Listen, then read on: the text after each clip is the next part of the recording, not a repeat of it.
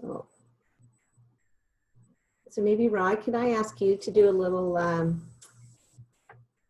view of like where the things are, because we just might have new people to, we kind of get used to our junior office hour crowd and stuff. I know you've been working with a lot with ELL teachers and language teachers, so our audience is slightly different today. So we just want to make sure everybody knows where things are. But yes, so if you're new to Zoom, the big thing is that our presenters are going to share content on the screen that you'll see. I don't think they won't be interacting with that at all, Pam. No. Okay, so I'm going to just turn off. Okay, that's fine.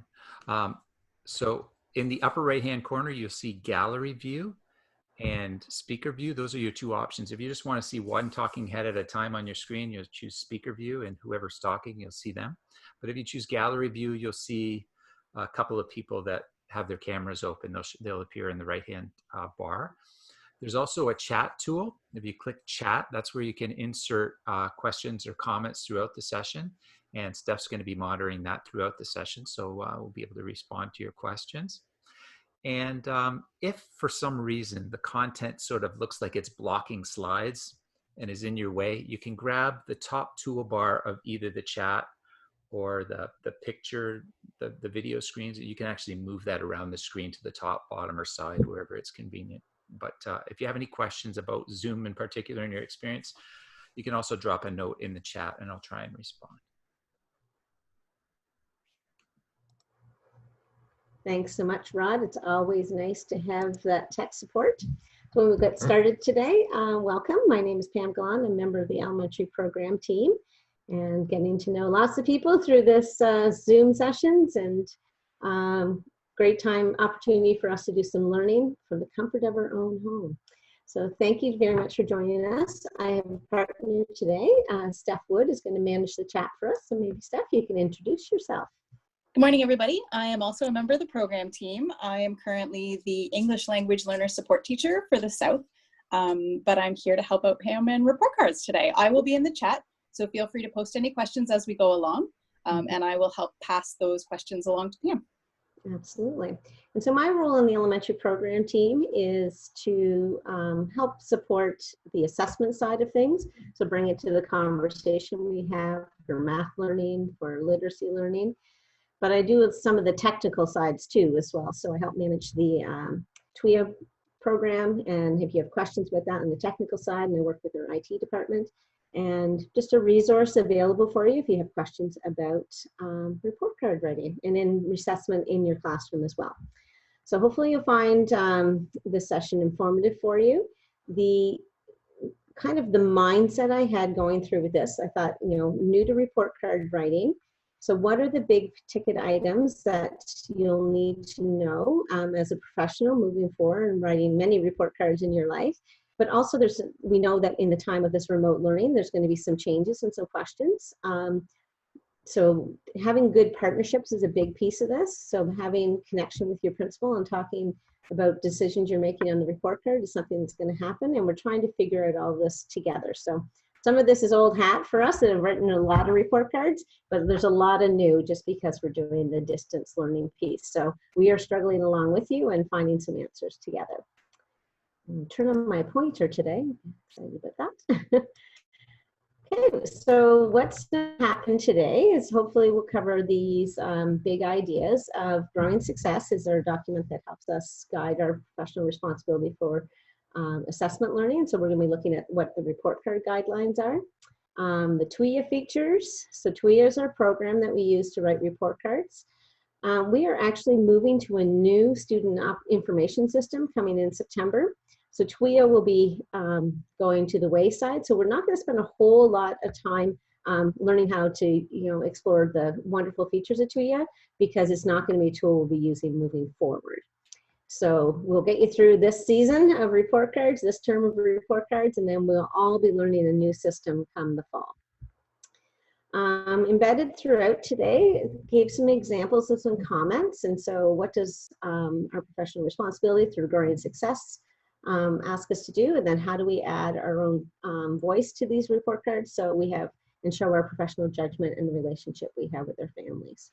And then throughout it all, it's not number 4, but here to answer your questions. along with that. So we're pretty casual here. Sometimes I get going talking lots. I love to talk. So Stefano is going to help me out by pausing and asking if there's any questions to go along today. So if you have questions, please don't think we have to wait till the very end for them.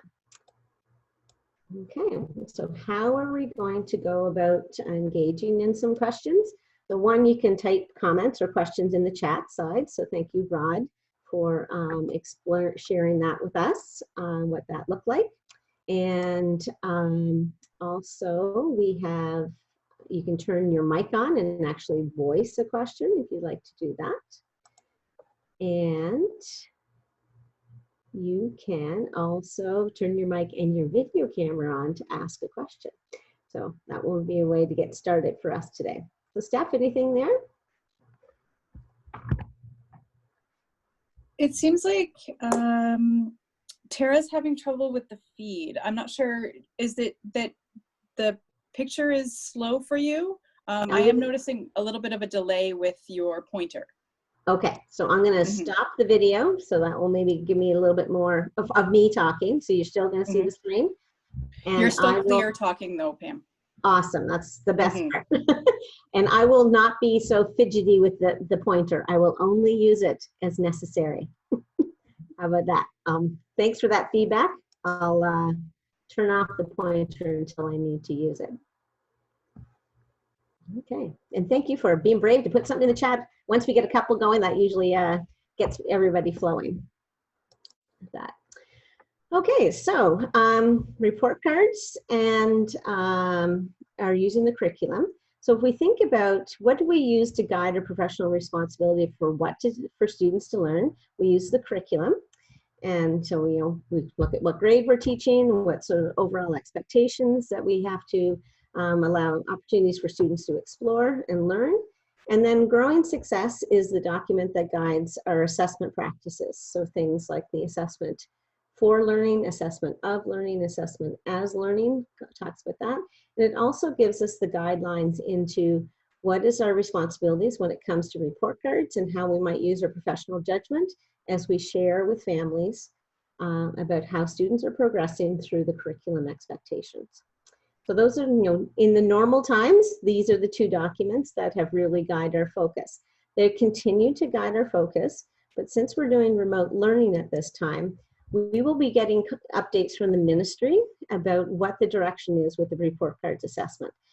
And so as we continue to hear from those, we generally just hear about them as soon as the ministry drops them. And so then we take the time as a district, our superintendent and director takes a moment and figures out what is the message and what is the path that LKDSB teachers and ECEs, when they write the communication learning, what is their path as we go through and write report cards in this time of remote learning.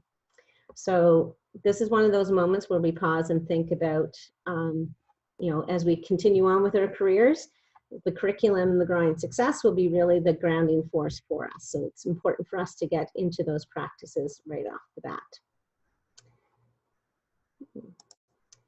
And so we're probably in that time right now where you are gathering evidence. And so at this time, like we think about all the places where we have evidence of student learning, and we're pulling it all together. I don't know about your classroom desks, but there was always a pile of Post-it notes, jot notes, the technology piece, student artifacts, conversations I've had with the kids, a picture maybe. So I have a whole collection of evidence. And as a teacher, we get to make that decision about what is the best evidence of that shows how the child is learning in certain expectations. And when we connect that with Growing Success, we talk about this triangulation of assessment. So when we're looking at student learning, it is our professional responsibility to gather evidence in one of three or multiple ways of gathering that evidence. So we are observing, we are having conversations with students, and what products do they create or represent? So I like to borrow this from the kindergarten perspective. It's in their document, they talk about what do students do? So as we observe them in the learning capacity, can we see them? Like, make equivalent fractions with manipulatives. Or maybe when we ask a question, they can follow up. So what are they saying about the learning? And then what are they representing? So is that, something they write in a notebook? Is that a test? Is that a project? Anything, the product piece with the advent of technology, there's a real big change in what a product looks like. And what's so great about, we're discovering about remote learning is that we have the opportunity to blend these three things together.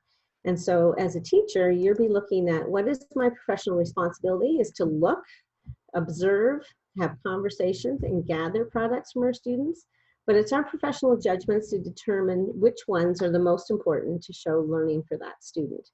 So for some students, I might have a product and a conversation that tells me enough about evidence of learning, whereas another student, it might need to gather some observations, some conversations, have another conversation, have a product, before we determine what is that evidence of learning. So there's a lot of professional judgment wrapped up in this triangle. I think this is where the art of the teacher comes in.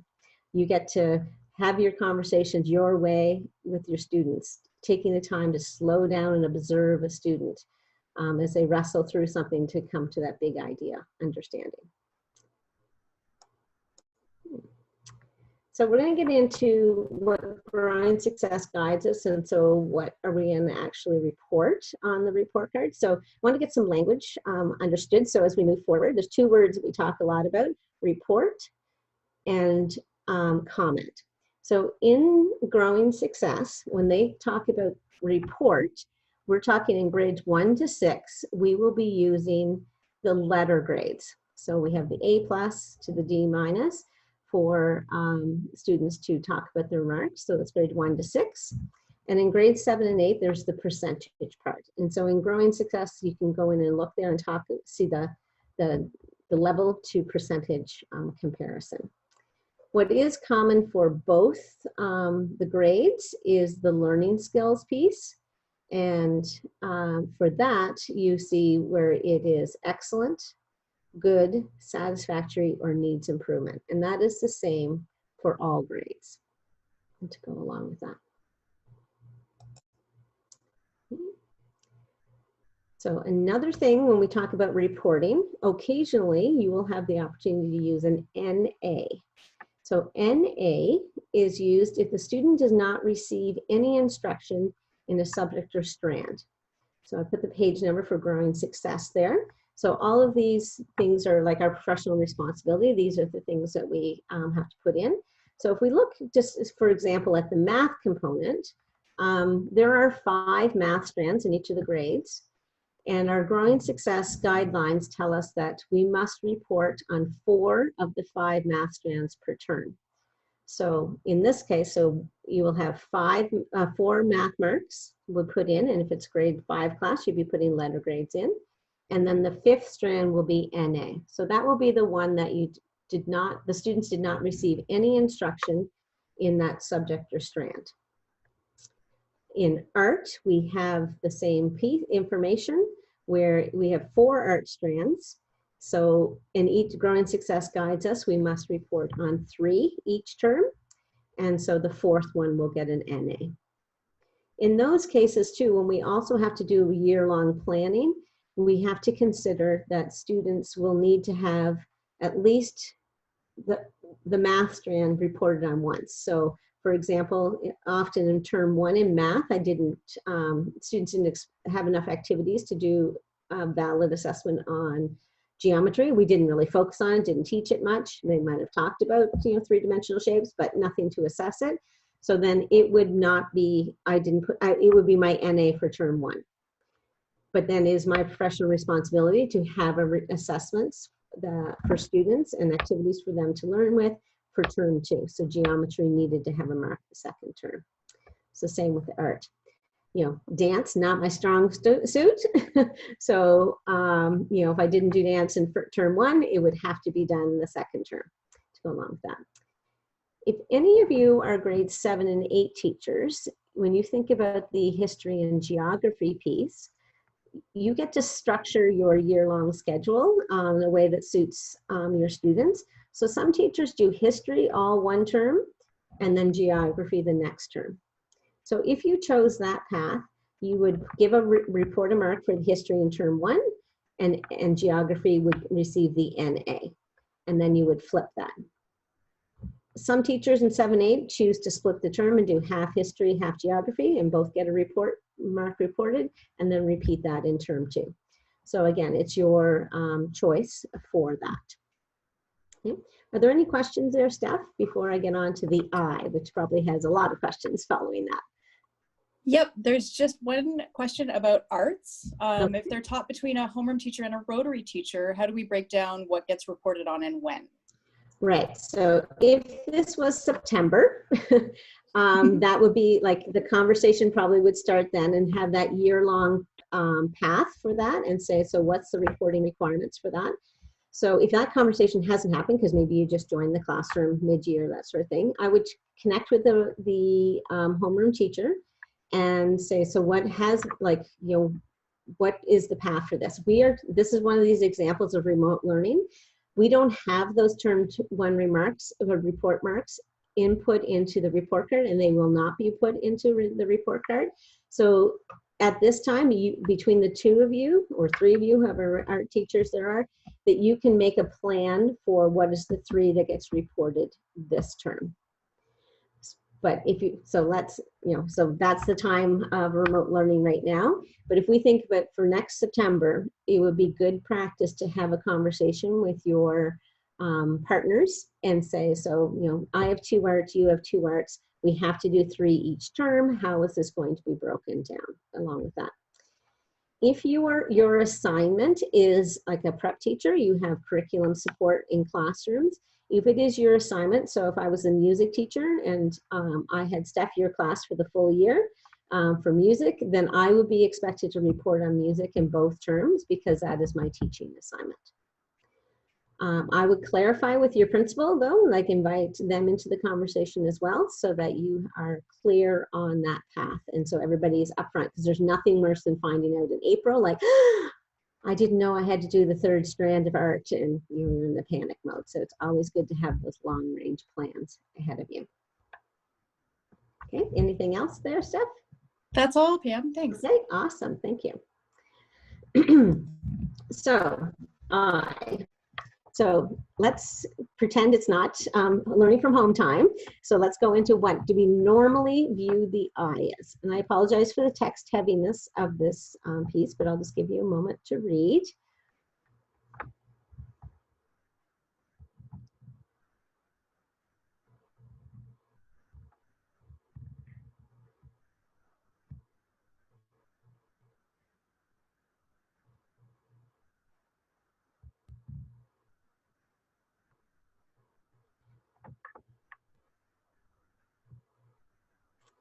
Okay, so this is let's pretend this is a regular school year and you're at the report card time and you're thinking, I don't seem to have a lot of assessment for a student.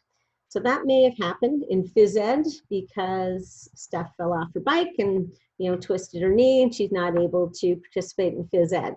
So it is not fair to assess her at this time because she was unable to participate in the phys ed activities. So that would be a case where an I would be an appropriate item to report in the report card. Or if a student has joined the class, say around, you know, April, and you had finished a patterning strand in math, and you weren't going to revisit that, so then it's like you don't have any assessments on that, they missed that unit, you would give an I in that case. So the I is used very sparingly, but it's when it's not, there's just not enough evidence to assess them. Now, students not participating and not getting work done is not a place where we put I, because we go back to that triangulation of data.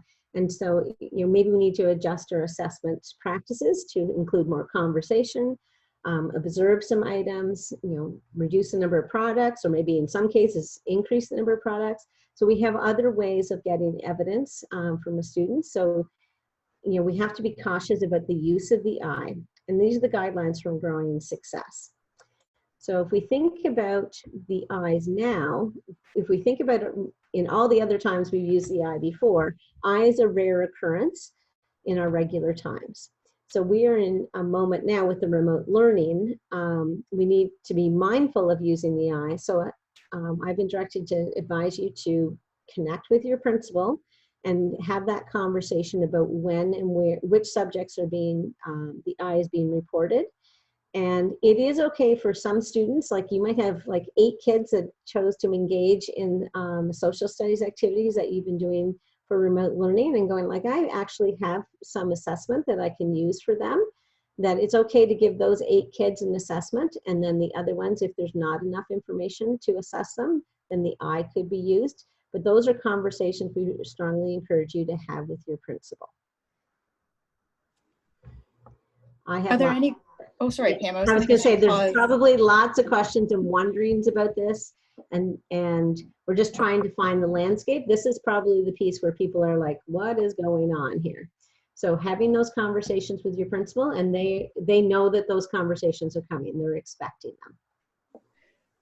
Were there any other questions around growing success in particular, or any of the material that Pam covered in growing success?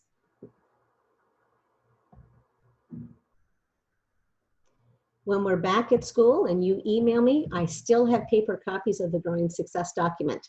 So if you would like one, we can email me and I will send one out in the mail when we're back to our classrooms and offices and schools. No questions in the chat, Pam. Okay, thank you. So some resources for you. So I just threw a whole whack of information at you. So the Growing Success document is a professional responsibility for us to be using that. But we also have some board resources that might support your learning. So I'm just going to escape out of the screen here for a moment. So one document we have that's found on our elementary program page in the portal is the 2019-2020 elementary program notes. So in this document, you will see just kind of a brief synopsis, sorry for the scrolling, I'll get to there quickly, of like calendars for the year, what's our guidelines for subject timelines. There's been changes for French for next year, so that will be updated. So it's just a collection of items that you might have questions about. So scrolling through here, we've taken the report card pieces that we just talked about for those NAs, the I's, how many strands we have to do. This is a summary of what Growing Success says. So, you know, here's the art piece. At least 3 of the subjects are reported in term 1, and at least 3 are reported in term 2, and each subject must be reported at least once. And if it's in French, we check the art subject. Pam? In French. Yes. There's a question. Yeah. What sort of comment would we put for students who are not participating in online? So for your example, where you had 8 students who were participating in the social studies activities, yes. What would you put for the other students? Okay, so the ones that probably will get the I, just yes. to clarify. Yes. So with that, we had a lot of conversations about that. And so if we go back to our memo, which is another piece that we can find, all the memos are listed here. So on that report card memo, it talked about how we want to make sure that we are asset lens. We want to, like, students' marks are not going to go down because they are unable to connect with remote learning. So we talked about, do we even put the words remote learning on there? So a comment we kind of came up with would be, so there's insufficient evidence at this time to fairly assess Stephanie in physical education, period. So we wouldn't even put the fact that the remote learning is not there, or they haven't connected for remote learning. Just say that there's insufficient evidence to fairly assess the student at this time. Okay, thank you. Can you put that link in the chat as well, just so they can go directly to that document? I will do that. Oh, I should have picked that up when I was, so there it is. So it's called Report Card Resources. So it's the very first one, the links. And so all the resources that I have put, oh, I didn't do the last one yet. I'll have to add that in. I'll edit it as we go. Let's see. Can I get back to my spot now? Test. This is always the test. can I put work in my, can I chat my own chat? Yes, I can. Enter. There you go. So hopefully I set the sharing conditions properly on that. Thank you. You're welcome. Okay, so next up we have, so now we kind of started to gather the evidence for your reports, and you're thinking, well, I can maybe go and explore what TWEA looks like. So if you were in the LKDSB staff intranet, going in there, we're going to be, I'm not able to do this live for you today. This isn't a decision I made to support the protection of student privacy, so I'm going to be using screen captures for this. So again, it's not the most interactive piece, but we wanted to make sure that since we're recording this session, and we wanted to protect student privacy. So you'll click on the TWEB or TWEA achievement button to go along with that. And when you arrive, you will arrive where your username and password are set up, and it's that 6 and 2 and your universal password to go along with that. If you are a new teacher, you joined the classroom just recently, I don't have a screenshot of this one, but your first step probably will be to look at this subject and student tab just to make sure that you were assigned to all the classes that you need to. So if it's a homeroom teacher, you'll be able to go through and say, yeah, I have all the literacy subjects, the math ones are in there. But if you're a prep teacher and you might be finding that you have multiple classes, that's a good thing to double check to make sure your subject and students are all here. So when you land, you will land at this, like a series of tabs that go across the top. And I thought since we'll kind of go at them in order. So the first one is just a list of your subject, and then it will show the students that are enrolled in the classroom.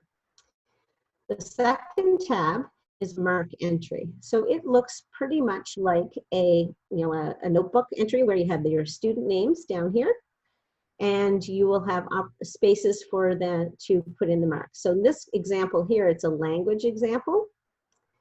So there are the strands for reading, writing, oral, and media literacy. So all of our students will need to have 4 marks reported for the language piece. And it's a drop-down menu. So as you click on that arrow, you'll be able to go drop down and click on the level that you want the students to. So elementary has 1 to 6 has the letter grade, and the intermediates will have percentages to go along with that. So mark entry is where you're going to find this tab. And what you will notice when you enter this screen is that you will see the spot where it will be for the progress reports, then term 1, and then term 2 will be over on the other side. You will only have access to the term 2 drop-down menus. So progressing is grayed out. You cannot access that. And term 1, you cannot access that as well. You will be able to view your students for the subjects you teach, and you'll be able to edit for the students you teach. If someone else has a class assigned to them, say for social studies, then they will have access to that, but you will not have access to that. It will be a grayed out piece. Okay. You can live here for a long time. So if you use the drop-down menus, you can change all your grades here. So this one's language. If you click there, you will see all the other subjects that are assigned to you in alphabetical order, and you will be able to click and add in marks as you go. And keep yourself very happy by saving often. Your computer will prompt you to do that if you have, let's see if I get this right, your pop-up blockers off. So we actually want those, saving my work reminders to come up. But if not, I was just always like, save it. Anytime you can, save it so your work doesn't time out on you. So, always better to be safe than sorry. Absolutely. And you know what? We get a little bit complacent with Google, who looks after us so well and saves every moment, right? Exactly. So, TWEA doesn't do that. We have to tell it to save, or it will prompt us to save if your pop-up blockers are enabled. Okay, any questions about mark entry? No questions right now. Okay. So if we think about the time we did spend in the classroom and the time we're exploring with remote learning, we do a lot of relationship building through communication with their families and with their students. So those phone calls we give throughout the year, email messages communicating about trips or hot lunch or a challenge we might be having in the classroom. And like now and then remote learning, we've learned so much about video. So parents are starting to see us on video and understanding our little quirks and traits and telling our stories, that sort of piece, and any kind of communication. So, and through that, we have built that relationship, and like even chatting over the school fence at pickup time, right? We're building all of the relationships about the student and their learning through those types of communication. So if we think about moving on to the comments for our report cards, this is just another way that we're building that relationship through communication. Now, it is a formal document, so maybe the tone is a little different in that because we are reporting on student achievement and helping them move forward, but we are able to have our voice shared within the comment. So this is probably the page that I refer to the most in Growing Success. It's page 64. I come back and visit here and land here a lot when we're having conversations about what comment can go into the report card. So in writing anecdotal comments, teachers should focus on what students have learned, describe significant strengths, and identify next steps for improvement. Teachers should strive to use language that parents will understand and should avoid language that simply repeats the wording of the curriculum expectations or the achievement chart. When appropriate, teachers may make reference to the particular strands. The comment should describe in overall terms what students know and can do and should provide parents with personalized, clear, precise, and meaningful feedback. Teachers should also strive to help parents understand how they can support their child at home or their children at home.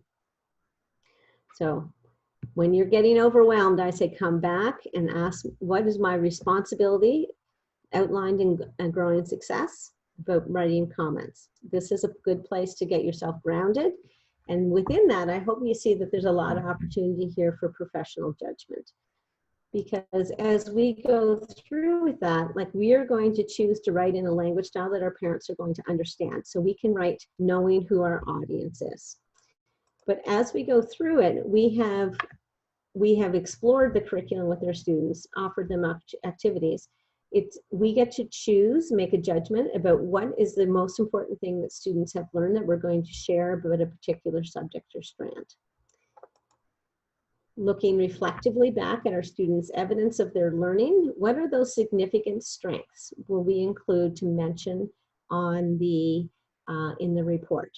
So, and a significant strength doesn't necessarily have to name exactly the book that they were reading, or doesn't have to give the exact title of the narrative that they wrote, but just talking about like when they're writing in that narrative format, what were their strengths that they had there? So we can really have a lot of opportunity to share the story of the child there. And then what are the next steps for improvement? So it might be looking back at and saying, so what element, when we were learning something about electricity, some students had some successes in certain areas, but then they might have an area where they need to like learn a little bit more about, so we can refer back to that piece. Or maybe it's where they're going next in the curriculum. So what this strength that they've developed will help them, what's next in the curriculum for that. So if we think about writing the comments, this is what we call the 3-part comment. You hear that often referenced, in that we have to share what students have learned, what's the significant strengths for that student, and what is the next step for improvement. But written in a language where our parents will understand, and your voice that they've come to recognize is able to be heard. Pam, What should be a general limit for how long a comment is? How much is too much? Okay, so some people look at this and think of this as like 3 sentences. You know, I like to talk, but writing for me has not always been an easy thing. So sometimes it's like 2 sentences, sometimes it's 3 sentences. So some of you are, excellent crafters of comments. So you're going to, as long as you give the information out in that 3-part, is it clear what's been learned, what's the strength, and what's next for the improvement? It could be as simple as 3 sentences, or it could be 2 sentences just crafted in a way. If you're looking at math, sometimes, we look at that box and there's like not a lot of space when we're talking about 4 strands that we might comment on. Sometimes we think about math as like, we might go for each strand, what they've learned and what's a strength in that. But then we might look holistically about one next step for math is improvement. And TWEA helps us out a little bit with that. Like when you're typing in the box, if you've typed too much, it will go to yellow and then to red to tell you that you're going over the limit on that. But it can be as simple as 3 sentences. There's some questions wondering if you're able to provide us with examples of comments. Coming through, yeah. So I did what, like it's kind of, not being in the classroom, I was just like, how am I going to share this and like kind of make it, I don't want to just throw a comment. So I wanted to create kind of a context for a little bit around it. And so if we think about grounding ourselves in the curriculum, first part of the comment is like, we have to say, well, what have the students learned from that curriculum? So when I was in the classroom, like we have evidence of that through our learning goals, and they might be posted in my classroom, or they might be just things we talk about, every day. You might be looking reflectively back now and saying like, what did I actually want them to learn in that pulley and gear unit, in science? We may be like crafting those learning goals now. And so what is that knowledge and skills that I wanted students to learn for? So you might want to call it learning goal, learning intention. And I found this was I had some learning a few years ago. Sorry, my screen's covered it up at the bottom, but it's like we are learning to, might be how you start the publication of your learning goal, but I love the how to or so that addition to, the so that piece kind of gets the reason why we're learning this. So I'll give you some examples of that as we come along. So if I think about the learning goals, what did I want my students to do? That can help me craft that first part of the comment. And then with the second part, this is strengths and what's next for the improvement. To be fair, we've been talking about what do you need to do to be successful at learning this? So what are the things I can do as a learner or I'm able to as a learner? It comes from that success criteria. And so using those sentence starters like I can and I am able to really helps bring that assessment as learning comes up for kids. Like I can do this and I can do that, but ooh, number 3 in our success criteria, I'm not there yet. And that kind of helps have them develop their own self-efficacy about where they are in the learning. So that's kind of the landscape I thought. So I'm going to try to create context by giving some learning goals and some success criteria and how that might look in a comment. So, and as we're sitting down to write, we always want to write in that asset stance of when, how do students tell the story? How do we tell the story of the students learning in that I can stance? And I think that's a really important point for us to pause right now and think about in remote learning. If we're using assessment that we have collected up until March 13th, anything that we collect afterwards, that should augment and, and add to the students' learning. If anything that is, they haven't connected with us, they haven't been able to show what they know through this time, we're not going to penalize them at this time. So we're going to have that kind of I can stance, and we may be looking reflectively back to find that. So for an example for math. So we can use and talk about a variety of multiplication and division strategies that are accurate and efficient. So, visiting classrooms, we see lots of our students engage in number talks and they're solving problems alone and with groups. But we're, kind of consolidating those moments about talking about the strategies and having kids say, which strategies they're finding efficient for them. which ones they're kind of struggling with. So thinking like that's what I want students to learn. So how do I know they're being successful with that? Is that over time, we have developed some success criteria. So I was thinking about in the grade 5 context, I can use math tools to represent my thinking. So arrays was a big piece of the work that we might have done. Talked about repeated addition a lot in number talks, or repeated subtraction. Introduce them to that 10 times strategy. And connecting that to familiar facts and decompose a factor. And then over time, like some of the students might have been able to use the partial product piece. So this might have been what the learning looked like in our classroom. So then if I think about that 3-part comment, how might I craft this for a grade 5 student? So I always use my niece and nephew's names, so who are high school and beyond now. So these are made up comments for me. So when solving problems involving multiplication, Maya is becoming more efficient.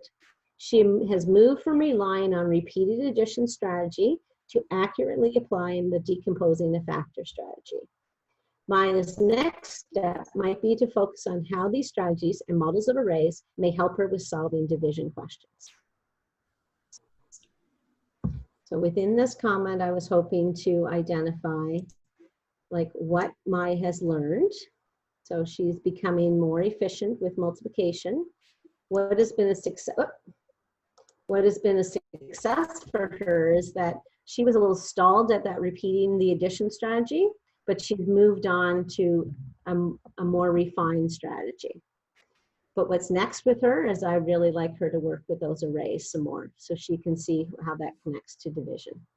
Pam, specifically about math, if certain math strands were covered online, but weren't covered before this, would the students receive an I or would they receive a mark based on online work? So if you think it's been a positive learning experience for those students, like the work that's been done online, then it is our professional judgment to include that.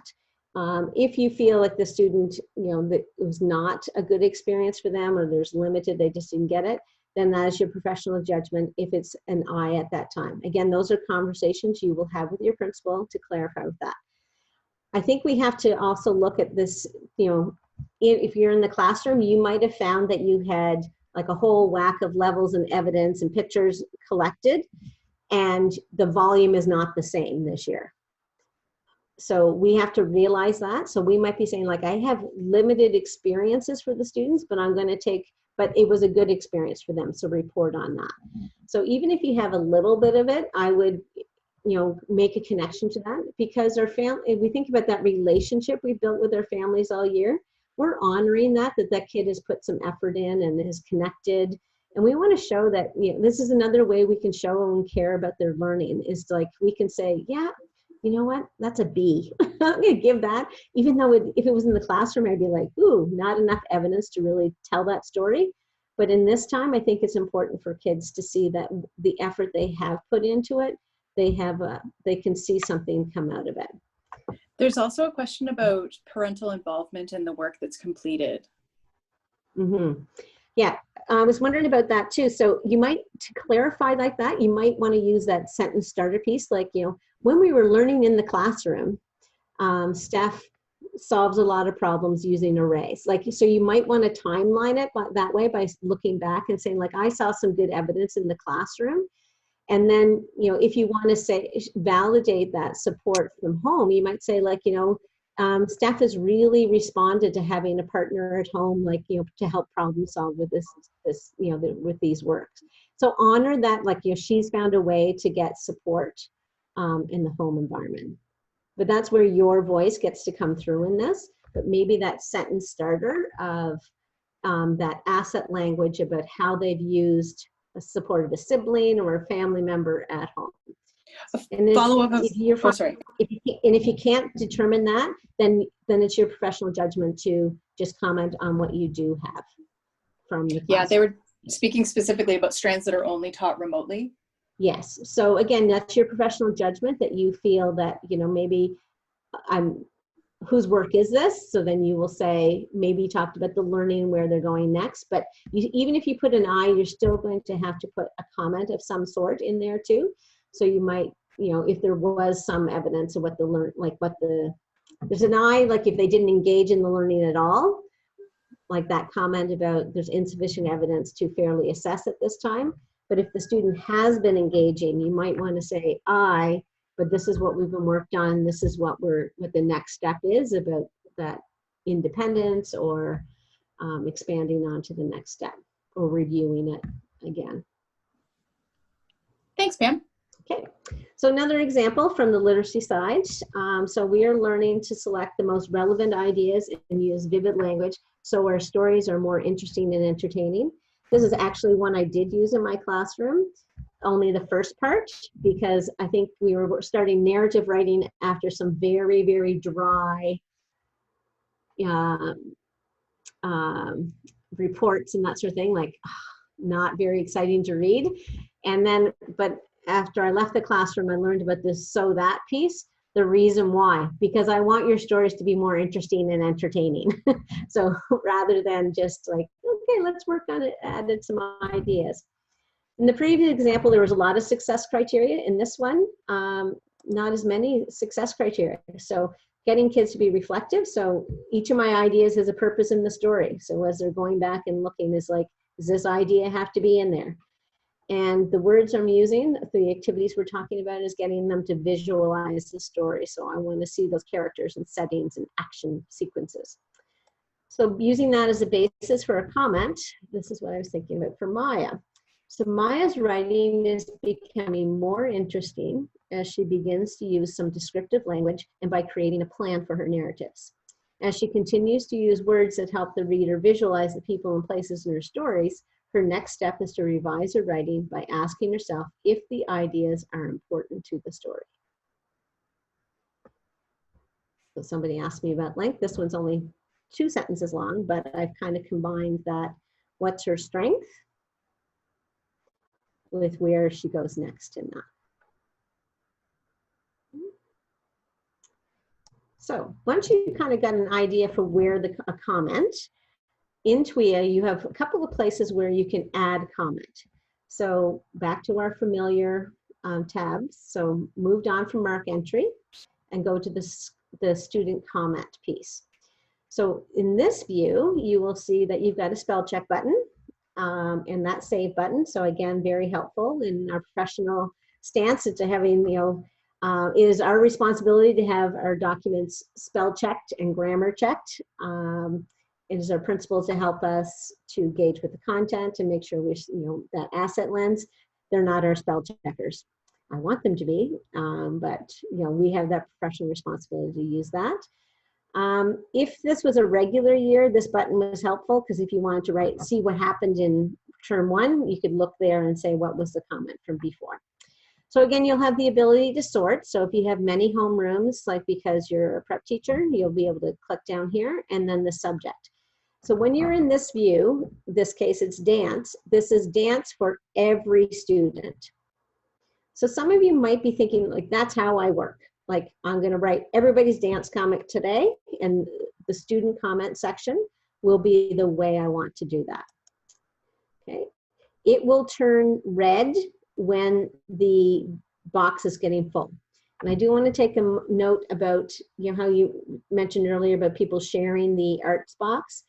It appears in TWEA that dance has a box, drama has a box, art, visual arts has a box, and music has a box. But when they get put onto the report card, they're actually all in the same box.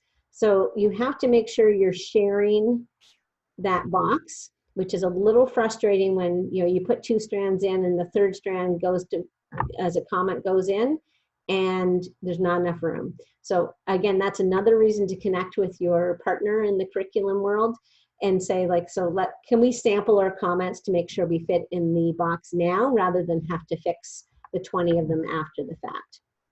So just a little note on that. Pam, some teachers are noticing that principals are looking for specific words, like some of the modifier words, like in depth, consistently. Okay, so you guys are right on point. It's coming up soon. I do want to come back to TWEA though. So the previous view was the comments. This is the report card view. So you may wish to think about as a student and think about them holistically. So this is, as you scroll through this, you get all the boxes are referring to the same student. So it would start with the literacy, the French, the math, and it will scroll through all the subjects. So you can, and then you just click on a different student and you can type in the science box for them. So this is just another viewpoint for you to do that. And I will come back to that qualifier comment. So this is also in the report card view. You'll see those boxes that can be checked. So Steph, I'll be calling upon you in a moment to talk about that ESL and box, but you might have students in your class that have a modified program. So this is where you would be clicking on the IEP. So sometimes those students, their program is modified, so much so that you feel like you're writing a report card just for them. And so I find the report card view is a good view for me when I was writing about those students, so that I could get like, what is it that student was successful at? Where are the next steps? And I would get in the vibe of writing their report card as a whole piece. So I like the report card view for that moment. I do want to say though, if you were working on an iPad, the speech to text box works really, really well within the TWEA function. So take advantage of those tech pieces to go along with you. IEPs, if you have students that are on modified programs, please connect with your resource teacher, have a conversation with us. They will guide you through that. In Growing Success, there is a comment that we put in there that outlines what their exceptionalities are. So again, it's just for students that have an IEP with a modified program that we put in. And Steph is one of our 2 English language learner instructors. And so this is right out of Growing Success. So we're going to check in the ESL boxes. I think you get a lot of questions about that, do you? We do get a lot of questions about it. So the ESL ELD box doesn't indicate that they are an English language learner, and it doesn't indicate that they are getting support as an English language learner, such as perhaps Teresa Lopatron in the North or myself have been coming in to help in the classroom with that student or to help you plan. What it does mean is that their program is modified. So students who are a step 1 to 3, and this information would be on your class list, it's also in Trillium, they are able to have modifications and accommodations to the expectations in the classroom. This means that they may be working on modified expectations, including reduced expectations, alternative assessments. There's lots of different ways that we can modify for them. If you have modified any or all of the expectations in a subject, the ESL ELD box must be checked to indicate that the program has been modified. There's no statement for our students, as it is listed at the bottom of the second page, what the ESL ELD box indicates. Students move through steps as they acquire fluency and will not need modifications for their entire school career. So this is a temporary support while they are acquiring English.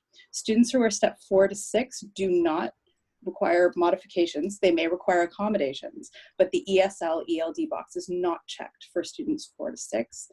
And may only be checked for some subjects for our steps 1 to 3 students. So perhaps they need modifications in terms of the language and math, and then also around their language box in English or if they are in French immersion. However, perhaps they do not need modifications in arts or in phys ed. It will really depend on where their language acquisition is, and then what supports they need in order to access the curriculum for that subject. Awesome. I'm looking at my time and I feel like, oh, I could talk about that all day. But again, the resources there, if you go back to that document, it will help you out with that. Okay, I do want to take a little note. Some of you may choose to work outside of TWEA because you feel very like functional with Google Docs or a Word document, and you're a wizard with the copy and paste kind of world. That's absolutely fine to do that. I would have started using Grammarly as a functionality on my Google Docs and my emails just to help with that, verb tense piece, because sometimes I start to write about, she is able to, and then I end up like talking in the past tense halfway through, and so it will pick up on that for you and check your spelling. It's a great function. I would highly recommend Grammarly. and also practice those speech to text pieces to help you with the writing load. So it's absolutely possible for you to do all your comments in Google and then hop back over. Qualifiers. So if we look at our report cards, when you're writing the information, it's related to that achievement chart. So we're using the language of, level 1, 2, 3, and 4. And effectiveness is one of those qualifiers. And so we do have to put those in to help differentiate the levels that the students have achieved to go along with that. So if we're looking at, another learning goal example, as you go through, you will need to include some qualifiers. So if we're thinking about the elements of the art here, so Gabby referenced several elements, line, color, and texture when she described an art piece. She used these terms to help her to clearly compare and contrast the work with the piece she created and the feeling she was trying to convey. She shared her opinions about artworks and asked relevant follow-up questions to her classmates to gain more insight. And Gabby was interested in stories connected to pieces of art. She's encouraged to investigate the works of Christy Belcourt, a mischief artist, and Isaac Murdoch, an Ojibwe artist. So if we think about those qualifiers, so another resource that I've put in that document is the comment framework. And in there's many examples of report card comments as well, but I want to highlight within the document, there are some qualifiers. So if you've got kids that are in that B range, like that considerable effectiveness is not the most enjoyable descriptor to use. So there's some other examples here that you might want to choose for that. So in that document, the comment framework piece, there's one page of these. This page talks about effectiveness. So like, if you have students that are really excelling at clarity, what other words can I use to talk about that? They are concise, they illustrate, they add details to go along with that. And, okay, so that's just a resource there within that document page. So learning skills, this is another tab that you could look at here. So if you'd like to work just about learning skills, I recommend going to this spot, and you will be putting in a learning skill for each of the 6 learning skills. We must use ESG or N in each of those ones. We do not have the option of using an I to go along with that. So there has to be something put in there, and then your comment can reflect the assets the student has. So again, where do you gather that information? You're going to gather it from the activities and experiences that you had in class. And some students, their learning skills and remote learning might be something to take of note. Like we noticed some teachers are sharing that students with that are quiet often have been starting to engage in this remote learning piece a little bit more. So again, you're going to follow those same expectations of gathering observation, conversations, and products to go along with that. And so if we were working on building that cooperative environment in your classroom, like that might have been something that you were really working on. So you can build that comment to go along with that. And I guide you back to Growing Success because they have, on page 11, the learning skills are listed here. And you might use some of that language as a success criteria. So what are the successes that they've been having? I feel Pam? Yeah, go ahead. Do we need to yeah. Do we need to open our comments with the success criteria or the learning goal? I would just tell the story of the child, like how they're learning in the classroom. So you still have that same kind of content of like what we've been learned on. So like, Steph was a keen participant in helping to build a collaborative classroom with us. Like that was our goal, build that collaborative classroom. You were right in there. So I want to tell that story. So how did you go about doing that? And maybe then on online learning, you learn to share your opinions through the chat process. So you got a lot more of your opinions coming through that. So tell the story of that child's learning. Sorry, I didn't do my homework. I was going to write a comment. I didn't get it done. So are there any other outstanding questions and comments to go along with that? This will be posted somewhere that they can go back and refer to correctly? Yeah, so what I'm going to do, I made a PDF of this. I will put a link to the PDF document in the document they already have. So it will change. Perfect. Yeah, so it will change as we go along. So make sure to either click on the link that's a little bit further up in the chat, the docs.google.com one, or you can download the chat by clicking the 3 little dots at the bottom of the chat if you are on a computer, and you can save the entire chat. Yeah. I know that was a lot in an hour, and thank you, Steph, for bringing those questions to our attention. Again, I'm available for email questions too. If you want to come back on Friday, it'll be a lot of the same shtick, but sometimes the second part. I will actually put that document in there again. How about that? Perfect. Also, learning skills have the same sort of 3-part structure. Yes, they do. Yeah. But again, you're telling that story. So like, if you think holistically, like what were the things that you learned about, and we want to have that asset lens. So like you might have kids saying like, we really worked on that collaborative classroom. Kids were looking at showing initiative, but you know, really conflict resolution was a challenge, like on the yard. Like I think we have to share like what those successes and challenges were for students, and they're probably going to be very diverse as we go through too. But again, like we're thinking that asset, that remote learning should be something we support our students with, so we're not penalizing students if they're not engaging. Like you might have been a very active, eager participant in the classroom and collaborate with others, but then just your home situation didn't allow you to collaborate with others for the rest of the school year. So we're not penalizing students about that. So you might want to put an example of like in the classroom, this is the way it works.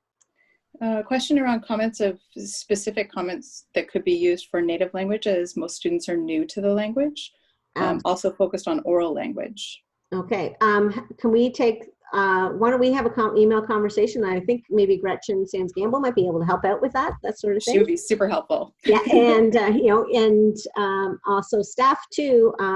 Like the idea of you as a second language, like English is that second language. So, like, are you guys talking report cards on Friday too, or do you want me to show up on Friday? We didn't have it on the list, but we briefly touched on it last Friday. But absolutely, if there are questions around language and language acquisition, we would welcome them on Friday. Yeah, so Laura, I'll hang out there at that meeting on Friday. So if you want to ask the same question, then you'll have an audience of peers. And Laura, I've written lots of comments for my English language learners, so I'm quite happy to help as well if you need help with wording. So contact Gretchen, and then I'm also happy to help out. Well, thank you so much for your time. We're over 10 o'clock, so skedaddle out to that sunshine. Thank you so much, staff, for joining with me. Thanks so much, Pam. Yeah, I'll put my video back on. You can see me chopping away. Yeah, me too. But yeah, Rod's there. I think Rod's going to record everything. He posted Did you a save link the on chat where you can stuff? find it. So oh, good. It's in the chat as well. So if you want to grab that link before you leave, you can save that for later. There we go. I'm going to stop sharing all that. So thank you so much. Thanks, Rod. Rod didn't go golfing this morning, so he could help us out. So big applause. Yay, Rod! Nothing like learning about report card comments. Yeah, exactly. I know, it's always so. Oh, look at that frozen view.